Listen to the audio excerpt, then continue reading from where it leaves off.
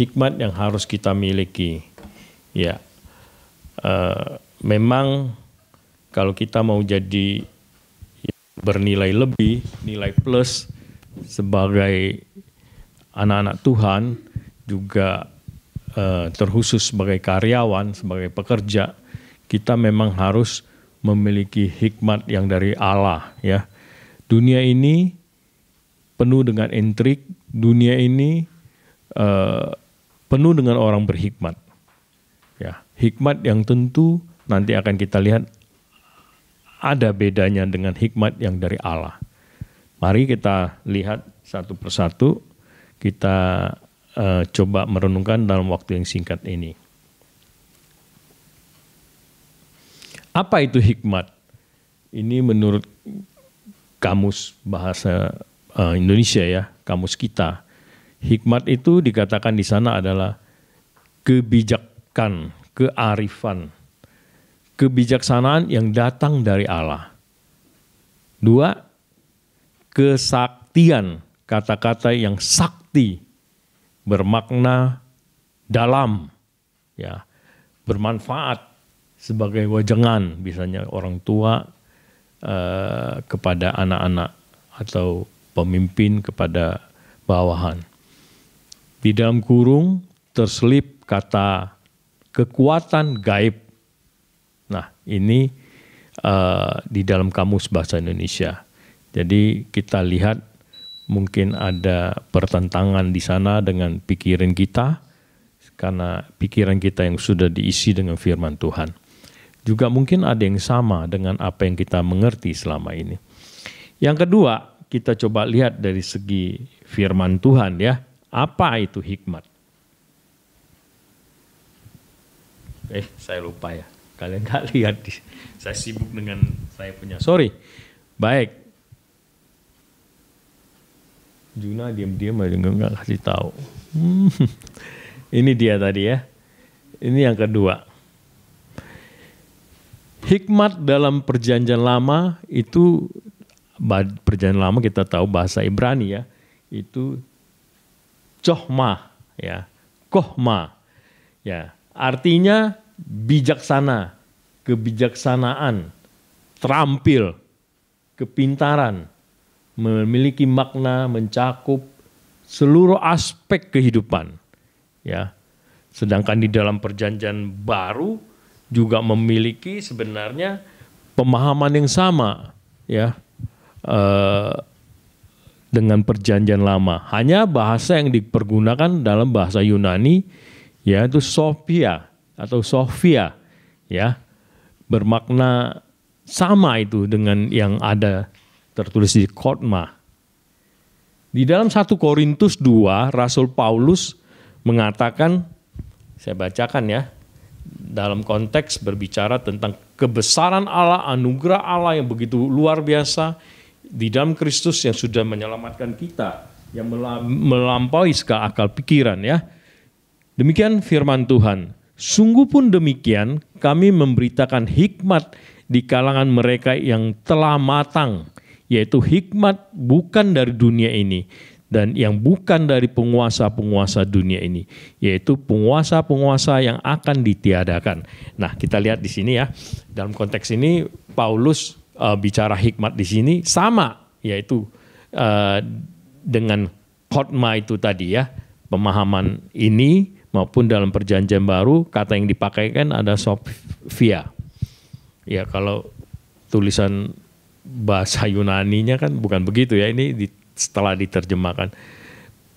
Ada yang menerjemahkannya pakai PH ya, Sophia, ada yang terjemahkan Sophia. Huruf aslinya seperti ini ya Pak Gelen ya. Pak Gelen yang lebih tahu nih, sudah dapat ilmu bahasa Yunaninya. Nah, di dalam Lukas 2 ayat 40-52 juga sama ya. Ini bicara tentang diri Tuhan Yesus sendiri. Dikatakan di sana bahwa ketika Yesus telah berumur 12 tahun, pergilah mereka ke Yerusalem seperti yang lazimnya pada hari raya itu. Dan Yesus makin bertambah besar dan bertambah hikmatnya dan besarnya dan makin dikasihi oleh Allah dan manusia. Bertambah hikmatnya. Kata hikmat di sini juga sama ya dengan yang Rasul Paulus katakan seperti itu. Nah, dari sini kita dapat memahami bahwa sesungguhnya ada perbedaan baik dari ungkapan Rasul Paulus tadi maupun dari pernyataan mengenai Tuhan Yesus ya. Dalam perjanjian lama juga pengertiannya tadi kita lihat ada bedanya dengan pemahaman dunia KBBI tadi ya. Coba kita lihat mundur.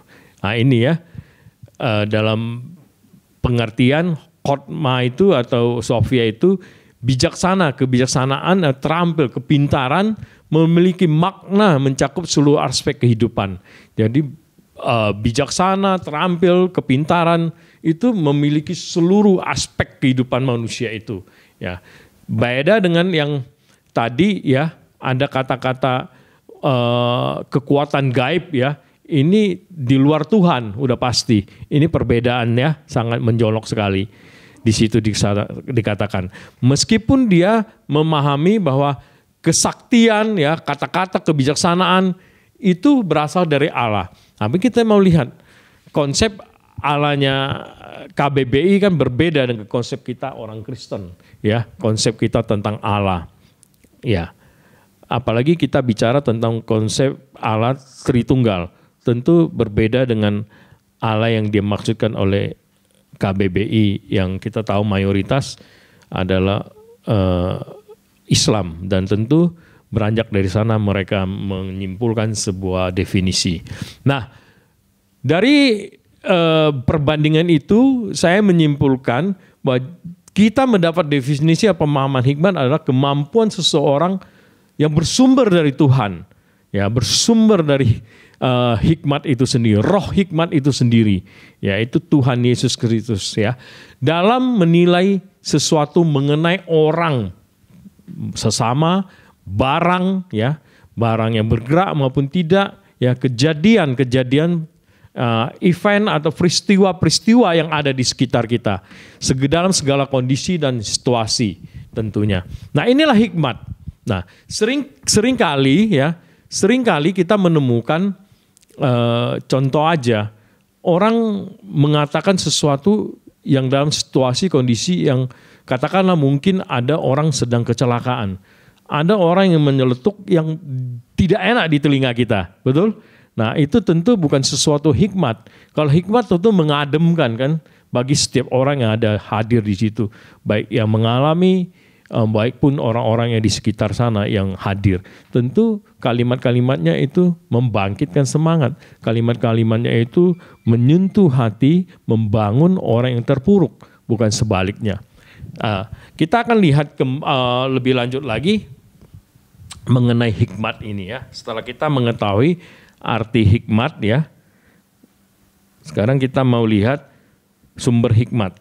Tadi kita sudah singgung sedikit ya, sumber hikmat itu baik dari KBBI maupun dari Alkitab dikatakan itu berasal dari Allah, dari Tuhan.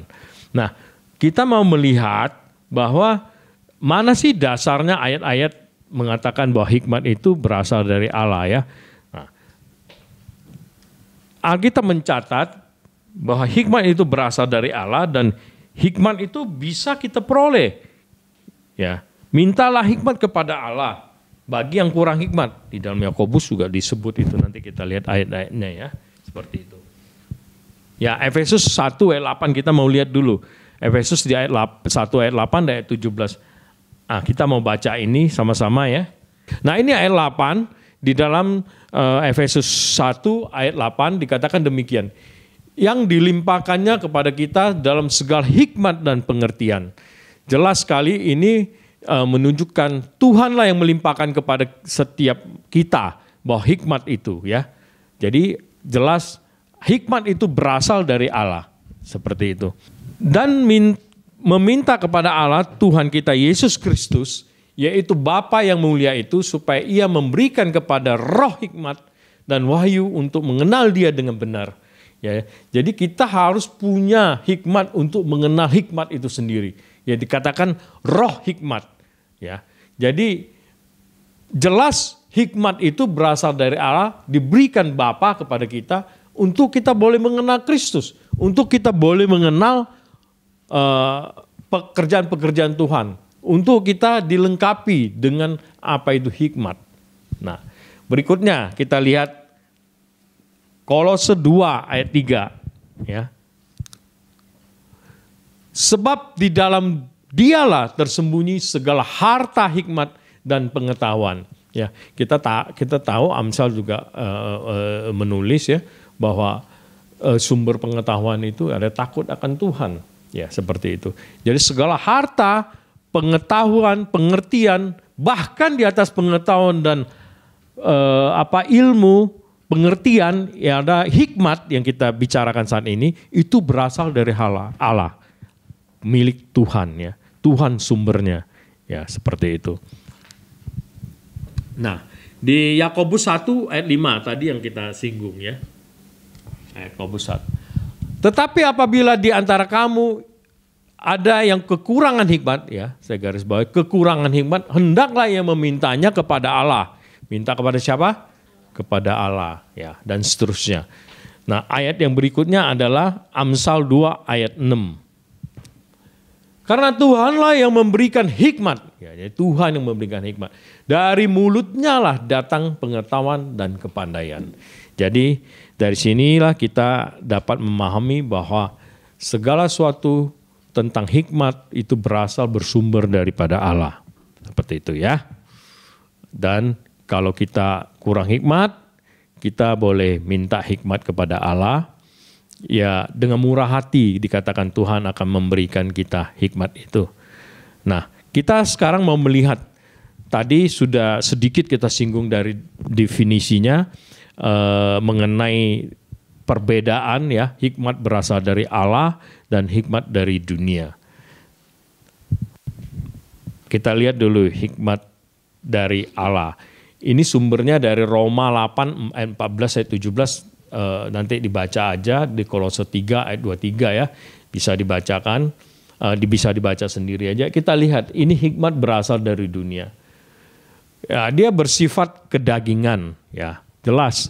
Dia memikirkan segala sesuatu untuk dirinya sendiri, keegoannya. Dia tidak peduli tentang keuntungan orang lain, dikatakan di sana. Rasul Paulus mengatakan itu. Tetapi dia hanya yang penting gua punya. Gue dapat harta itu, gue memiliki kekayaan itu, gue dapat apa yang menjadi keinginan dan menjadi cita-cita saya. Nggak peduli orang lain bagaimana, dirugikan apa tidak ya, seperti itu.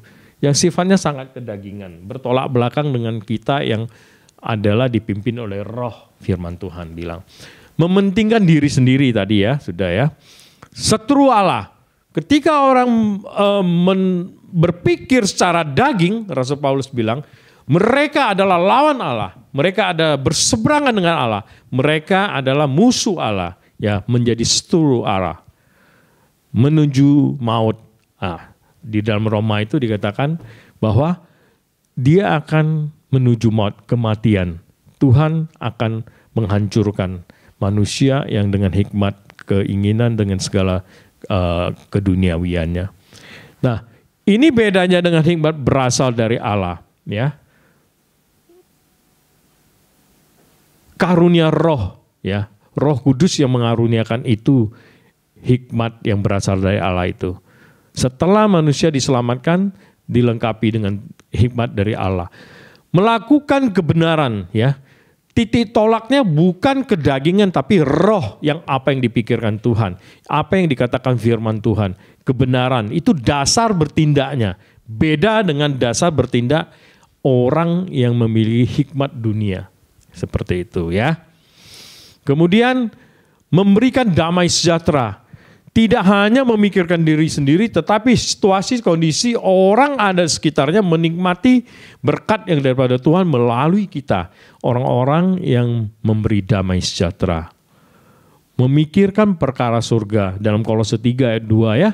Memikirkan perkara atas. Memikirkan perkara-perkara apa yang dipikirkan Kristus. Apa yang dipikirkan Tuhan. Bukan apa yang menjadi dasar pemikiran, keinginan, dan segala sesuatu yang menjadi hasrat kedagingannya, ya seperti itu. Dan yang terakhir, berwatak Kristus, ya.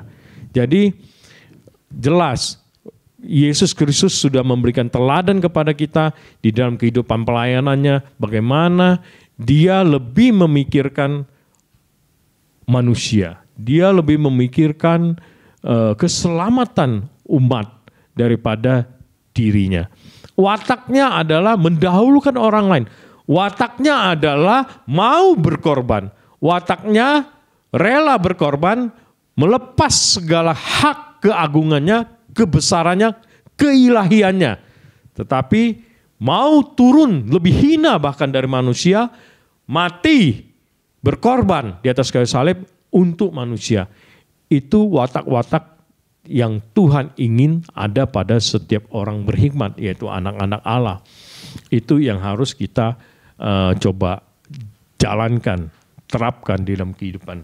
Yang berbeda dengan yang sebelah kanan tadi, ya, keinginan-keinginan daging. Nah, sebelum saya mengakhiri firman Tuhan hari ini, kita bicara tentang mengapa sesuai dengan tema kita harus memiliki hikmat. Ya, mengapa kita perlu hikmat? Nah, tadi kita sudah lihat slide sebelum ini bahwa ada dasar bertindaknya orang dunia sama dasar bertindaknya kita anak-anak Tuhan sangat berbeda. Satu bertolak dari keinginan daging, yang satu bertolak dari roh kebenaran Allah, itu yang disampaikan dalam Roma. Ya, dia memikirkan perkara-perkara di atas, Kolose 3 ayat 2. Nah, tapi di depan tadi dikatakan bahwa hikmat itu berasal dari Allah. Baik orang dunia klaim juga seperti itu. Ya, betul kan? Sama kan? Nah, menurut kita ada yang salah nggak? Tapi kok firman Tuhan bilang hikmat dari dunia itu memikirkan kedagingan. Tetapi sementara hikmat dari Allah bertolak dari kebenaran, dipimpin oleh roh. Padahal di sebelumnya katakan hikmat berasal dari Allah, baik KBBI maupun firman Tuhan, perjanjian lama maupun perjanjian baru. Kenapa? Kok ada kontradiksi di sini? Perbedaannya. Ada yang mau coba jawab? Ya. Tentu nggak ada kontradiksi. Kita tahu semua pengetahuan itu berasal dari Allah, ya kan? Kalau kita melihat di dalam Kejadian maupun Ulangan, Musa memimpin umat ketika naik di Gunung Sinai, Tuhan memberikan 2 loh batu. Alkitab mencatat itulah pertama Tuhan menuliskan langsung pengetahuan, ilmu, ya, tulisan di dalam 2 loh batu itu kepada manusia. Sebelum ada pencatatan, sebelum ada penulisan, ya, sebelum ada bahasa yang di dalam Alkitab kita tahu bahwa Tuhan yang pertama sekali menuliskan itu di dalam loh batu. Jadi segala sesuatu di sini menegaskan, semakin menggarisbawahi bahwa Tuhanlah sumber pengetahuan itu, pengertian dan bahkan hikmat itu dari Allah. Tapi ingat, ya, kenapa manusia jadi hikmatnya berbeda dengan Allah, memikirkan kedagingannya. Kejatuhan manusia, keberdosaan manusia membuat mereka itu sesat, membuat mereka itu berpikiran liar, membuat mereka itu hanya memikirkan keegoan, ya, dosa, tidak memikirkan yang lain, orang lain, hanya mementingkan diri sendiri. Itulah membuat nilai-nilai hikmat dunia ini berbeda dengan apa yang Tuhan inginkan. Ya, itulah letak kenapa menjadi berbeda. Sekalipun agama menuliskannya bahwa itu berasal dari Allah. Ya, tetapi kita berpegang kepada firman Tuhan, kata-kata Tuhan. Ya, hikmat lebih berharga dari segala emas dan perak. Ya. Oleh sebab itu kita akan mengejar, kita akan berlomba-lomba mencari hikmat itu. Kenapa? Karena hikmat itulah harus kita miliki, karena kita mau berkompetisi. Ya, kita menjadi orang-orang yang di dalam dunia ini berkompetisi. Baik di dunia kerja kita maupun di dunia kemahasiswaan, dimanapun kita berada, ada kompetisi di sana. Ya, kita harus memiliki nilai-nilai lebih yang tadi awal saya katakan, punya nilai plus sehingga kita bisa memenangkan kompetisi itu. Kalau kita memiliki hikmat yang daripada Allah yang memimpin hidup kita, dasar pemikiran kita adalah kebenaran yang tadi saya sampaikan, bahwa kita selalu melakukan segala sesuatu bercermin kepada firman Tuhan, maka kita tidak akan berbuat curang di dalam kompetisi itu, di dalam persaingan itu. Di kantor, dimanapun kita akan berlaku tidak curang, kita jujur. Ya, nah, jujur itu langka, itu menjadi nilai plus. Dunia ini banyak sekali orang yang tidak jujur. Jadi jujur itu langka. Makanya kita perlu hikmat Tuhan memimpin kita. Yang kedua, kita ingin memenangkan kompetisi itu, ya. Pemenang, kita mau jadi pemenang.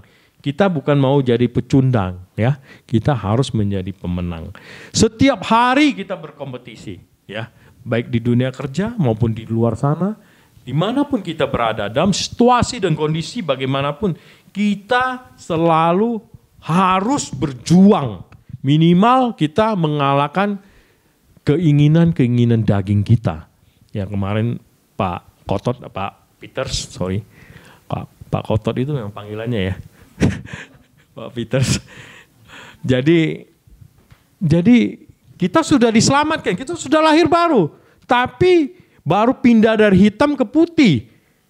Kita masih punya watak-watak yang kedagingan dulu. Masa lalu yang terekam mulai kita lahir sampai ketika kita diselamatkan Tuhan.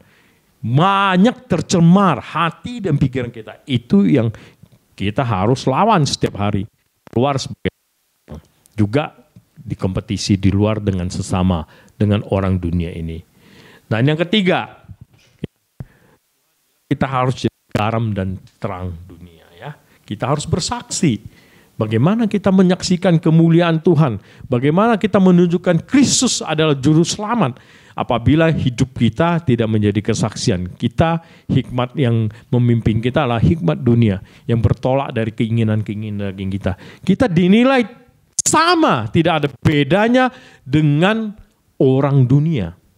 Ya, ini mengapa kita perlu bersaksi. Dan yang terakhir, setelah kita memuliakan Tuhan, ada masa proses yang kita akan lalui di dalam kejatuh bangun kita, di dalam perjuangan kita. Tuhan memuliakan kita. Kita mengalami damai sejahtera, kita mengalami kasih Tuhan, kita mengalami apa yang Tuhan lakukan dalam hidup kita, mengangkat hidup kita, membuat kita sukses dalam berbagai bidang. Nah, inilah mengapa perlu hikmat. Dan yang terakhir, ini 4 pilar paling penting untuk kita mau mendapat hikmat. Tentu kita sudah tahu tadi Tuhan menjadi sumber kita, sumber hikmat itu. Dari Tuhan hikmat itu. Pertanyaannya, maukah kita memiliki hikmat supaya kita bisa bersaing, supaya kita menjadi pemenang, supaya kita bisa bersaksi dan dimuliakan Tuhan. Kalau mau, 4 hal ini tentu harus kita lakukan. Pilar kesuksesan untuk memperoleh hikmat. Yang pertama, ini saya menjadi pergumulan saya terus-menerus di beberapa tahun ini, ya, kegelisahan saya, relasi kita dengan Tuhan. Bukan relasi hanya di dalam kelompok besar, di dalam ibadah pemuda seperti ekumene dan ibadah umum. Tetapi lebih tepat ada relasi pribadi, lepas pribadi kita dengan Tuhan. Melalui kita mendengarkan Tuhan, itu sumbernya dari Alkitab. Kita membaca Alkitab, kita menambah mengenal Allah, semakin Allah tambahkan hikmat pada kita. Melalui doa-doa kita, ya, kurang hikmat, minta kepada Tuhan. Minta sesuatu yang seperti apa yang Tuhan pikirkan. Seperti watak Kristus. Itu doa kita. Selebihnya saya pikir bukan tidak boleh, tetapi prioritas kedua. Tuhan akan tambahkan. Saya yakin itu. Ya. Dan yang ketiga, setia. Ya. Tema perjanjian lama, ya, Tuhan akan memberkati engkau apabila engkau setia mendengarkan ketetapan Tuhan, peraturan-peraturan Tuhan, menjalankan hukum Tuhan, maka Tuhan akan memberkatimu. Bahkan di dalam ratapan disebutkan, Tuhan selalu setia terlebih dahulu kepada kita. Kasih setia Tuhan itu untuk selama-lamanya. Biarlah kasih itu juga yang mendorong kita mau tetap setia kepada Tuhan. Dan yang terakhir, Roh Kudus. Segala karunia itu, ya, ketika kita sudah menerima Kristus sebagai Tuhan dan Selamat kita, karunia-karunia Tuhan akan lengkapi kepada kita apabila kita sudah menjalankan tadi 1, 2, 3. Roh Kudus akan mengaruniakan kepada kita karunia-karunia roh, penambahan-penambahan hikmat kepada kita. Untuk apa? Bukan sekali lagi keinginan ego kita, kedagingan kita, tetapi untuk melengkapi orang-orang kudus, melengkapi anak-anak Tuhan di dalam melayani Tuhan, di dalam pekerjaan, di dalam kuliah, dimanapun Tuhan tempatkan kita. Kiranya Tuhan menolong kita untuk kita boleh hidup di dalam 4 pilar itu, supaya kita bertambah hikmat. Itulah hikmat yang penting, bukan hikmat dunia. Hikmat yang selalu mendasari dengan firman Tuhan, kebenaran Allah. Hikmat yang selalu dipimpin oleh Roh Tuhan yang ada pada setiap orang percaya, setiap kita. Mari kita berdoa.